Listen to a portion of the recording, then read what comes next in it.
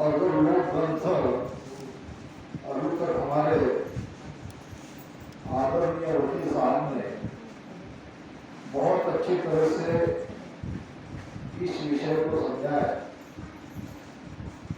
सबसे पहले यहाँ आए हुए सभी राम स्नेही भाई और बहनों का रामदारा की ओर से सभी का आभार व्यक्त करता हूँ। विशेष हर्ष की बात आज हमारे आचार्य हरिधाम के पीठाधीश मोक्षवासी हरिनारायण जी शास्त्री महाराज की मासिक मोक्ष तिथि है और सोने पे सुहागा आज ही हमारे सुरसारण जी महाराज जिन्होंने बानी बनाई है उनका भी आज उत्सव का दिन है। तो दोनों महापुरुष की महिमा आज यहाँ रामधारा में हो रही है, ये बहुत अच्छी बात है। आज का ये जो महाप्रसाद का आयोजन हुआ है, ये हमारे जीजा जी आदरणीय डॉक्टर साहब श्याम जी सोनी तथा हमारी दीदी डॉक्टर विजया दीदी सोनी, इनकी ओर से ये हुआ है। बहुत अच्छी बात है, बहुत बहुत उनको साधुवाद। अदर लोग को समझेंगे अदर लोग क्या है। वकील साहब ने तो अभी बहुत अच्छी तरह से समझाया। अदर का अर्थ है, अदर में दो शब्द है, और जर। जर का अर्थ है बुढ़ापा और का अर्थ है नहीं। ऐसा देश जहां बुढ़ापा आता ही नहीं, और जब तक शरीर है, शरीर तो बुढ़ा होने वाला है, तो इस शरीर से अदर लोक में जा तो सकते हैं, मगर यहाँ ये स्थूल शरीर नहीं रहेगा या कोई और शरीर नहीं रहेंगे। और शरीर जब हम होंगे, यानी जब हम हमारे आत्मा के स्वरूप में मिल जाएंगे, वही देश अदर लोक है। बहुत अच्छा विषय है। अभी तक हमने सुना 3 लोक घानी जो उठेगा। ये जो 3 लोक है, स्वर्ग, मृत्यु और पाताल, ये 3 लोक में वेदों का ज्ञान है।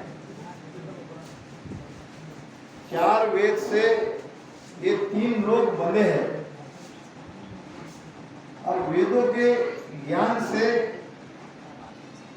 कैसी स्थिति भक्ति करने वाले की हो रही है। देखो अभी बताया है, घानी समझते हो? पहले तेल की घानी रहती थी, अभी भी कहीं है। उसमें एक बैल को जोतते हैं और बैल के दोनों तरफ से ऐसे पट्टियां लगाते हैं और बैल को ये घानी चलाने के लिए उसको चलाते हैं, जोतते हैं। अब बैल को ऐसा लगता है कि मैं बहुत दूर चला गया, हो सकता है ऐसा वह उसको आता है। मगर जब उसको जोते हुए बैल को खुला करते हैं तो तब बैल कहीं जाता ही नहीं। जहां से उसको जोता गया था वापस वो यही आके रुक जाता है। तो वेदों का ज्ञान घानी के बैल के जैसे है। भक्ति तो कर रहे हैं, कहीं पहुंचते हुए भी दिख रहे हैं, अंत में कहीं नहीं जाते मृत्यु लोक से। शुभ कर्म होगा तो स्वर्ग में जाएंगे और अशुभ होगा तो नरक में जाएंगे। अब स्वर्ग नरक भुगतने के बाद वापस मृत्यु लोक में आएंगे। नरक वाले भी आएंगे तो ये स्वर्ग वाले भी आएंगे। इसलिए ये तीन लोग घानी के बैल के पहरे के जैसे है। यानी जो घेरा है, जिसको हम आवागमन बोल रहे हैं, वो आवागमन वेदों के ज्ञान को धारण करने वाले का नहीं मिटता। बाहिर क्रिया बहुविध करे, वाह, जहाँ उपजे त्याही फिर खबरे। तीन लोक में त्रिगुण माया, ब्रह्म धाम चौथे पद भाया। बाहिर क्रिया बहुविध कर है। बाहिर क्रिया यानी बाहर के उपाय। भक्ति तो कर रहे हैं, कोई सगुण की भक्ति कर रहे हैं, कोई निर्गुण की भक्ति कर रहे हैं। ये बाहर की क्रिया विधि विधि से तरह तरह से करते तो दिख रहे हैं। बाहिर क्रिया बहुविध कर है, जहाँ उपजे त्याही फिर खप है। अभी बाहिर की क्रिया से क्या हो रहा है? जहां उपजे त्याही फिर खप है। जहां जन्म लिया, जहां जन्म लिया, जन्म कहाँ लेते हैं? तीन लोक में, और भक्ति करके वापस तीन लोक में ही आ रहे हैं। क्योंकि तीन लोक में ये त्रिगुणी माया का राज है, रज तम सत्व है। ये त्रिगुणी माया का राज तीन लोक में है और ब्रह्म पद चौथे लोक में है। तो कैसे जाएंगे? तो उसके लिए चाहिए रास्ता, भेद, और भेद बताने वाले सद्गुरु। ये जब तक नहीं मिलेंगे,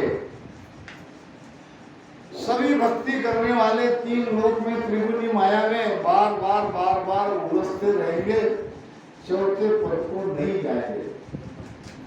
महाराज कहते हैं, हंसा को परमोद के निध कन देव बताए,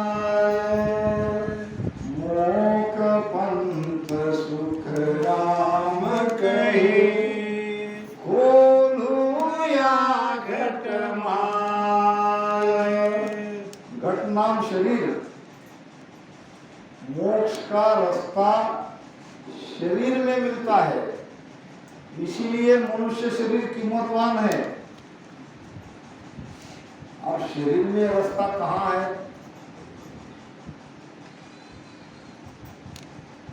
महाराज कहते हैं, कालू सा गुरुदेव शीस नारद सा कई, गुरु बिन मुक्त न होय, भेद बिन मोक्ष न लइए।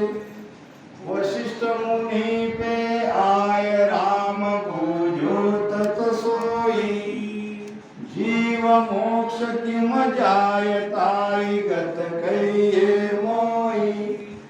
जन सुखिया वशिष्ठ कही, रामचंद्र सुनता, ईड़ा पिंगला सुषमणा, ब्रह्म मिलन यो ज्ञान। ईड़ा पिंगला सुषमणा, यही ब्रह्म प्राप्ति का मार्ग है।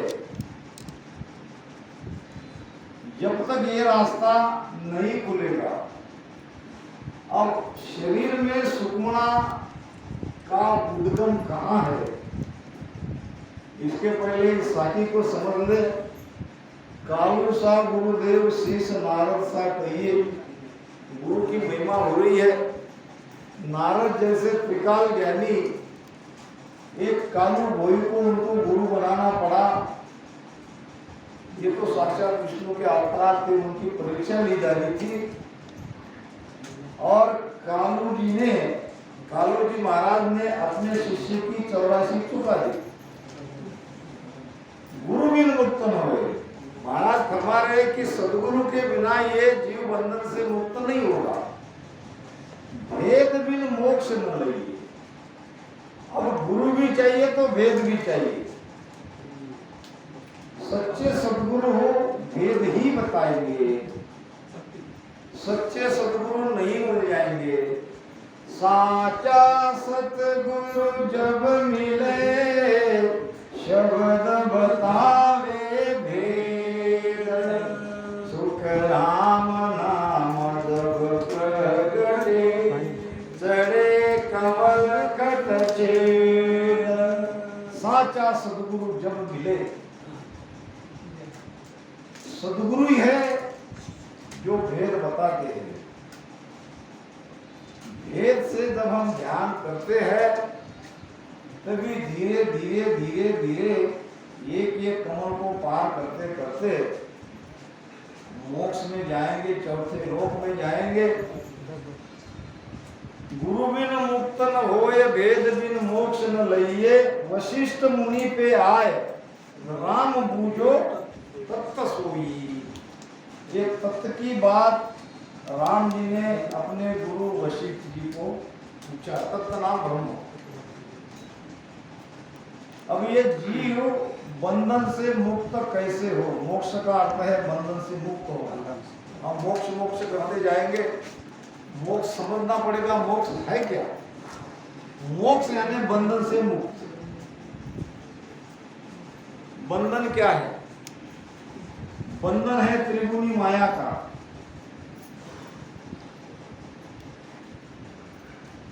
त्रिगुणी माया के बंधन में हमें किसी ने बांधा या हम स्वयं बंधे हैं, ये भी सोचना पड़ेगा। महाराज ने वाणी में प्रमाण दिया है, काया कलश ही सरस भरियो, तो किसी विद छूटे, खान पान मरकट की मोटी, आल कुंदड़ो लूटे। पहले बाहर समझेंगे। बंदर का खेल करने वाले मदारी जिसको कुंदड़ो कहते हैं, वो बंदर को कैसे पकड़ते हैं? ये छोटा सा कलश, छोटा सा घड़ा जिसका मुख बड़ा बहुत कम छोटा रहता है और उसमें कुछ खाने की सामग्री वो कुंजड़ो डालता है, पेड़ पे बंदर को देख लेता है और यहाँ तक नीचे इसको जमीन में डाल देता है। अब जब घड़े से वो हटता है तो बंदर आता है पेड़ से और यहाँ से ऐसी मुट्ठी डालता है। अब इस अनाज को ऐसे मुट्ठी में पकड़ लेता है तो ये छोटा रहने से अनाज ले मुट्ठी बाहर निकाल नहीं सकता। अब इसी उधेड़ बुन में बंदर पकड़ने आता है। नहीं तो बंदर पे आड़ी टेढ़ी उल्टी, वो उल्टी खाने वाला बंदर इंसान के पकड़ में नहीं आ सकता, मगर मुट्ठी छोड़ू या न छोड़ू। अगर वो मुट्ठी छोड़ता है तो उसका हाथ निकल जाएगा, वो मुक्त है। मगर वो मुट्ठी छोड़ना नहीं चाहता और बंधन से भी मुक्त होना चाहता है। अब ये इसी उदय गुण में बंधन में फंस जाता है। हमारा भी यही हाल है। ये जीव रूपी बंदर ये विषयों की सुख की मुट्ठी छोड़ना नहीं चाहता। इसको विषय सुख भी चाहिए और मोक्ष भी चाहिए। जब तक हमें मुट्ठी नहीं छोड़ेंगे बंधन से मुक्त नहीं होंगे। यानी हम स्वयं बंधे हैं, हमको किसी ने बांधा नहीं है। हम ही चाहते हैं हमें संसार का सुख मिले और भक्ति का भी सुख मिले। इसीलिए संतों ने वैराग कहा है। जब तक वैराग हमारे भीतर नहीं आएगा संसार छूटेगा नहीं। जितना भी लाख कोशिश करो मन से संसार नहीं छूटेगा। जब तक ये बैराग भीतर प्रकट नहीं होगा तब तक ये संसार सच्चा प्रतीत होगा। यही माया है। तो ये कैसे संभव है? काया कलश विष रस भैरव, ये काया रूपी कलश है, इसमें विषय का रस लेने की चाहना है तो हो किस विध छूटे। विषय को तो छोड़ नहीं पाते, इसीलिए हम स्वयं बंधन में बंधे हैं। युगों युगों से बंधे हैं, आज से नहीं। इसका प्रमाण है हम आज तक बंधन में हैं। अभी हम जो यहाँ दिख रहे हैं मनुष्य शरीर में, आगे बंधन मुक्त हो गए वो बात अलग है। आज तक अभी तक हम बंधन में है। तो बंधन में हम स्वयं बंधे हैं। बंधन है त्रिगुणी माया का, और बंधन में इसलिए बंधे हैं कि पांच विषय का सुख लेने की चाहना है। तो ये सब कैसे मिटेगा? तो उसके लिए चाहिए भेद। वशिष्ठ जी महाराज ने राम जी को जो भेद बताया वही सदगुरु सुखराम जी महाराज ने तात्या के संवाद में हमें बताया। अब थोड़ा भेद के बारे में चर्चा करेंगे। जब तक भेद को डिटेल में नहीं समझाया जाएगा तब तक मुश्किल है कि मोक्ष होना। राम राम तो हम जरूर कर रहे हैं, भेद के साथ करोगे। राम नाम सुखराम कहे रटे प्रीत सुहाय, तो मोक्ष मुगत की क्या चली परम मोक्ष जल जाए। मोक्ष और मुक्ति की बातें क्या है? परम मोक्ष को हम पहुंच सकते हैं। ये हमारे शरीर के अंदर में 72,000 नाड़ियां है। सारा खेल नाड़ियां का है। जब बात आई है ईड़ा पिंगला सुषमा की, तो वो तीनों नाड़ियां ये 72,000 नाड़ियां में है जो महत्वपूर्ण है। अब ये है हमारी रीढ़ की हड्डी। अच्छे से वेद को समझो। इसीलिए बार बार हमको ये कहा जाता है कि पीठ सीधी रखो। भजन में जिसकी पीठ सीधी नहीं रहती है उसको ये केवल योग करना ही नहीं है। आराम से राम राम करते रहो, जो कुछ लाभ मिलेगा वो मिलेगा। न न्यायचर चढ़ेगा, न शब्द पलटेगा, न प्राण ऊर्जा पिंड से ब्रह्मांड में जाएगी। अगर उसकी पीठ अगर ऐसी झुकी हुई है, उनको ये भजन करना नहीं है। राम राम करते रहो। राम राम करना और भेद से करना, इसमें बहुत बड़ा अंतर है। तो ये तीनों नाड़ियां पहले दरिया साहब का प्रमाण लेके समझ लेते हैं। ये हमारे दरिया साहब कहते हैं, नाभि कमल से उतरा मेरुदंड तल आय, खिड़की खोली नाद की मिल्या ब्रह्म में जाय। ये है हमारा रास्ता जो दरिया साहब ने भी बताया और सतगुरु सुखराम जी महाराज ने भी बताया। यहाँ है खिड़की जो बंद है। संतों के वचनों पे ध्यान दो। खिड़की खोली बोल रहे हो। खोली का मतलब क्या है? वो बंद है। कब खोली? नाभि कमल से उतरा, और ये मेरुदंड का ये तल जहां शेषनाग है। शेष कमल है 5 पाटली का, सुखराम जी महाराज ने बताया है। ये शेष कमल को जब तक धक्का नहीं लगेगा, धक्का कैसे लगता है? शेष कमल, ये सृष्टि टिकी है शेष कमल पे, हम कहते हैं ना, ये शेष नाग पे टिकी है। तो जब भूकंप होता है तो सृष्टि हिलती है। और पौराणिक कथा में कहा जाता है कि शेषनाग थोड़ा सा इधर उधर हिल गया कि सृष्टि। अब वो शेषनाग हिलता कि नहीं हिलता ये तो पता नहीं, मगर यहाँ शेषनाग हिलते ही सारा शरीर डूबने लगता है। रम रम रम रम रम रम रम रम रम रम रम। ये क्या है? शेषनाग को धक्का लगा। कहीं न कहीं हमारी ध्यान प्रक्रिया वहां तक टच हो रही है। ये सारा विज्ञान बता रहा हूं। YouTube के माध्यम से और भी ज्ञानी है, उन्होंने चर्चा करना इस विषय पे। अगर साखी के आधार से, अनुभव के आधार से वो अगर कहेंगे ऐसा कुछ करना नहीं, तो मैं मान लूं उनकी बात, मगर चाहिए प्रमाण। हम दूसते क्यों हैं? तो कहते हैं कि शब्द जग गया इसलिए दूसते। शब्द है क्या और क्यों जगा? यहां जो पेट में ये सांसा यानी पवन अमोह होते हैं, अमोह समझते हैं? छिलकना, पूरी तरह से भर के बाहर निकलना। सांस अमाऊ नाभ पीठ पीछम दिसवाई। यहाँ अमोह होते ही ये पवन की धड़क या प्राण अपान की, और बहुत अच्छा शब्द है प्राण अपान का। मैंने जब भजन हम कर रहे थे तब कहा था कि लंबी प्राण वायु भीतर जाने दो और वहां रुको।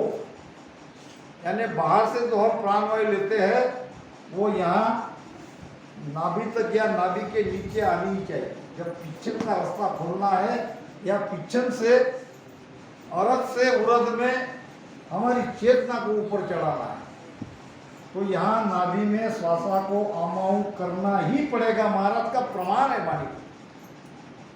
सुखराम जी महाराज ने जो ध्यान की बातें कही है इतने डिटेल में और कहीं हमें नहीं मिली। दाता दरियाल जी की तो वाणी उपलब्ध नहीं है, केवल 700 श्लोक की वाणी है, वो भी शिष्यों के मुखगत थी। वो अगर पूरी वाणी रहती तो बहुत आनंद आता। तो यहाँ पे अमोह होने वाली श्वासा, यहाँ जो शेषनाग बैठा है वहां धक्का देती, वायु का प्रेशर नीचे आएगा। वायु का प्रेशर नीचे आते ही ये रास्ता छोड़ देगा। इसने सुकमणा का रास्ता बंद करके रखा है ये शेषनाग ने, जिसको नागिन कहते हैं, जिसको कुंडलिनी कहते हैं। ध्यान समाज में ये सारी बातें है, घट प्रज्ञा में ये सब बातें हैं। कभी और समय है तो ये सारे विषय पर डिटेल में चर्चा करें। ये है हमारी सुकमणा, ये रीढ़ की हड्डी के अंदर से आ रही है। कि बंकनाल को ही संस्कृत में सुषुम्ना कहते हैं, इंग्लिश में कैनल ऑफ स्ट्रिंग। ये कैनल ऑफ स्ट्रिंग है। जब बड़ा बड़ा हमारी बहन बेटी का मेजर ऑपरेशन डॉक्टर करते हैं, या डॉक्टर साहब भी है, तो ये कैनल ऑफ स्ट्रिंग में इंजेक्शन दिया जाता है, तभी ऑपरेशन कर सकते हैं, नहीं तो फिर नहीं कर पाएंगे। क्योंकि यहाँ हमारी पूरी जीवनी शक्ति है। ये रीढ़ की हड्डी के अंदर में हमारी जीवनी शक्ति है। हमारे जीजा जी बैठे हैं, हमारी बहन बैठी है, ये सब डॉक्टर है, इनको इसका सब ज्ञान है। तो ये कैनल ऑफ स्ट्रिंग के रास्ते से केवल सूरत शब्द ने प्राण को ले जाना है। प्राण को जब तक 9 द्वार से आगे नहीं ले जाएंगे, और पूरी ऊर्जा अगर इस ब्रह्मांड में जमा होगी, 10वां द्वार क्यों फूटता है, क्यों फूटेगा? कोई साइंटिफिक कारण तो चाहिए। अगर यहाँ ऊर्जा है, ऊर्जा किसकी? हमारी ऊर्जा। हम ही हमारी ऊर्जा को पलटा रहे हैं। जब हम पिंड में पूरी तरह से जीरो हो जाएंगे तो सारी प्राण ऊर्जा हमारी ब्रह्मांड में इकट्ठी हो जाएगी। यहाँ बहुत दर्द भी होगा, बहुत आनंद भी होगा, और बहुत जोरदार ध्वनि भी सुनाई देगी, तो दिव्य प्रकाश भी होगा। ये सारी चीजें ब्रह्मांड में होगी। अगर आप पूरी ऊर्जा वहां तक चढ़ाने में एक जन्म में कामयाब हो गए तो। बिल्कुल नहीं कहना कि मैं 10वें द्वार के बाहर पहुंचा हूं, नहीं तो वाणी के प्रमाण से मिलान कर लो आप, कोई मिलान नहीं हो सकता। कहां देखा? एक सूर्य का प्रकाश नहीं देखा, केवल धुन सुन के 10वें द्वार बाहर होने का दावा करते हो, और दूसरे को भी वही बात बता दे कि आप अमर लोग पहुंच गए। बहुत बड़ी गलती है। ये तो बहुत बिरले जाएंगे, फिर हम नहीं जाएंगे तो फिर कौन जाएंगे? हमारी ही यात्रा एक जन्म, दूसरे जन्म, तीसरे जन्म, चौथे जन्म में यहां तो पूरी होगी ही होगी। राह मिले पहुंचे नहीं, इनमें फेर न सार, नहीं पहुंचे इनकार ने गेलन मिले विचार। अब यहां पहली बात, अगर कोई शेषनाग को हिलाता है या धक्का देता है तो उसका शरीर घुसता है। बहुत लोग भजन करते करते घुसते हैं। इसका मतलब है कि यहाँ उनका इफेक्ट हो रहा है भजन का, आगे नहीं बढ़ पा रहे हैं। आगे बढ़ाने के लिए ही तो ये चौमासा जो यहाँ पे है। अगर किसी को इस कुदरत कला के बारे में, पीछन के रास्ते के बारे में भेंट अगर चाहिए, जिसके अंदर तड़प है, जिसके अंदर प्यास है, वो यहाँ आए। हम उनकी सेवा भी करेंगे तो उनको वेद भी बताएंगे जो वाणी से मिला हुआ है। वाणी के बाहर की एक भी बात नहीं कहेंगे। जो भीतर में है, हाँ हो सकता है हमें आज नहीं लगे। अब ये तो दरिया साहब का प्रमाण होगा। अब सुखराम जी महाराज इसी वेद को कैसे समझाते ये भी देखो।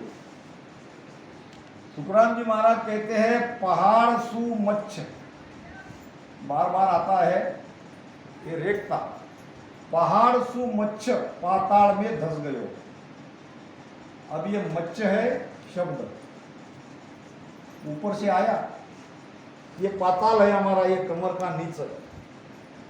और ताई के मुख में चीज भारी, ये मच्छ के मुख में बहुत भारी चीज है।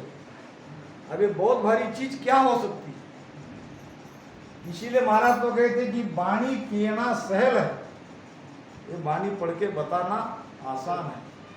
और क्या अनुभव सुन होए, मुझे यहाँ ऐसा ऐसा हो रहा, यहाँ ऐसा ऐसा हो रहा, यहाँ ऐसा हो रहा, ये अनुभव कहना भी सहल है। कह सकते हो रहा कहेंगे। भेद अर्थ सुखराम कहे बिरला जाने को। ये भेद और अर्थ ये बिरला ही जानता है। वो बिरला है, इसीलिए हमारे सामने ये छुपा हुआ ज्ञान है। आज तक ये सामने आ ही नहीं रहा है। ज्यादा से ज्यादा दोनों सांस में 20-20 नाम लो, राम राम लो, हो जाएगा। जब मरने के बाद होगा। अब हमारी केवल बैकुंठी निकलने का समय आ गया।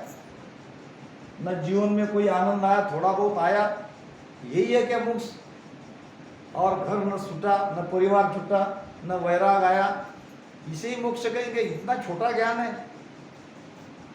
ऐसी बस्त जगत में नाही, मैं नकला माल बताऊं। उस देश के समान कोई दूसरी वस्तु नहीं है। नक्कल भी नहीं बता सकते, ऐसा वो देश है, ये भी नहीं कह सकते। अब इतने देश में कोई अगर पहुंचेगा तो ये 5 विषय के संसार में क्यों उसका मन लगेगा, जब मन ही नहीं रहेगा।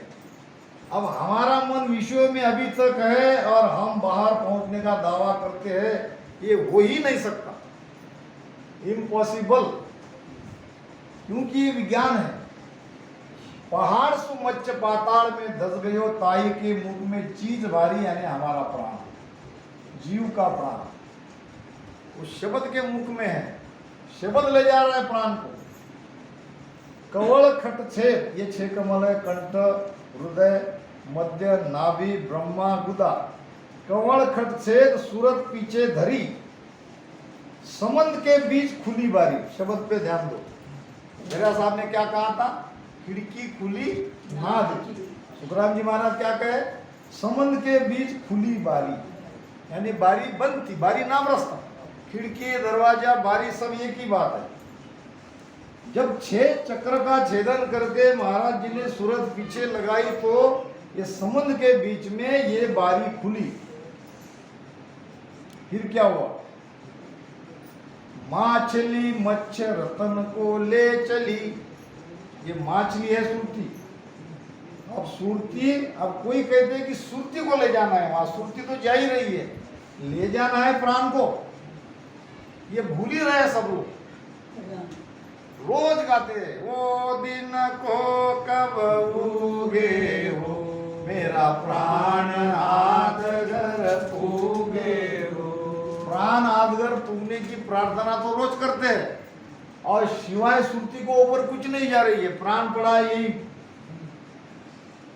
कहते हैं कि कोई पिंजरे में एक तोता था, या ऐसा बैठा, और उसके मालिक ने उसको सिखा दिया स्वतंत्रता। क्या सिखाया? स्वतंत्रता स्वतंत्रता, कोई भी आए तो वो क्या कहता, स्वतंत्रता स्वतंत्रता। उसका मालिक था सिपाही, मिलिट्री मैन, और पुराने ब्रिटिश काल का होगा। अब उस समय के सिपाही को स्वतंत्रता शब्द बड़ा प्यारा प्रिय था, बंधन में थे ना, तो इसने इस तोते को स्वतंत्रता स्वतंत्रता सिखा दिया। अब उस गांव में एक संत आया और उस रास्ते से जा रहे थे। पिंजड़े के तोते ने संत को, क्या किसी को भी देख के वो एक ही बात कहता था, स्वतंत्रता।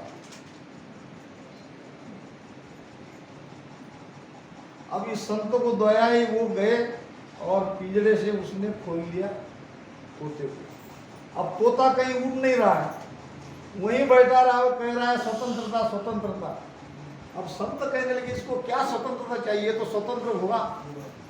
वास्तव में स्वतंत्र का वो अर्थ ही नहीं जानता था क्या है, वो तो केवल रटा रटाया पढ़ा पढ़ाया शब्द का ज्ञान उसके पास था। तो भेद और अर्थ ये बहुत गहरा है, समझ गए तो आसान है, भजन के साथ जाओगे तो बहुत ही आसान है। माँ चली मच्छ रतन को ले चली पीट के देश ऊंच ऊंचा, बीच में घाट सो बाट बाका घना आसई पास बूच बूचा, बूगलो पाच राह में थुग रयो, माँ चली ऊपरे डाव मारे, दास सुखराम कहे आदगर पूछ की, ताई के मीन को कौन मारे। जब सुरती 10वें द्वार में पहुंच जाएगी, मीन नाम सुरती, अब वो वापस नहीं आएगी संसार।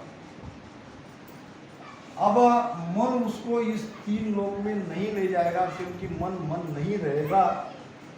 तो इतना ये ज्ञान अगाध है। आगे त्रिभुवन